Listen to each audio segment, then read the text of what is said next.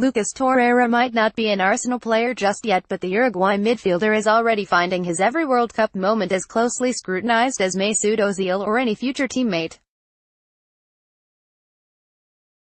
In truth, a 3-0 win in a match where all that was at stake was the right to meet Portugal rather than Spain in the round of 16 is not an occasion where too much can be gleaned as to whether £26 million target Torreira will be a success in North London.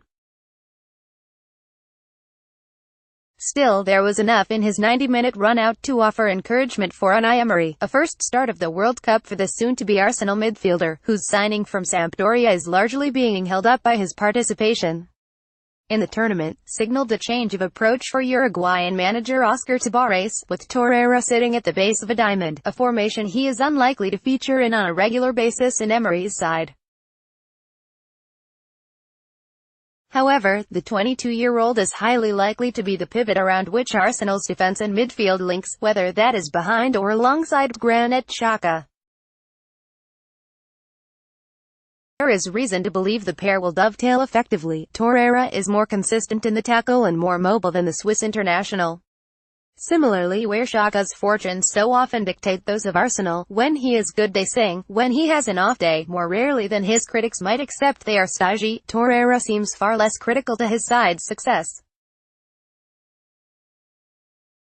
Indeed, it was also the case at Sampdoria that, aside from his penchant for stunning long-ranged shots, he simply went about his business as he did today, rarely showy in possession or cavalier out of it, the archetypal 7 out of 10 professional who are so few in numbers at the Emirates.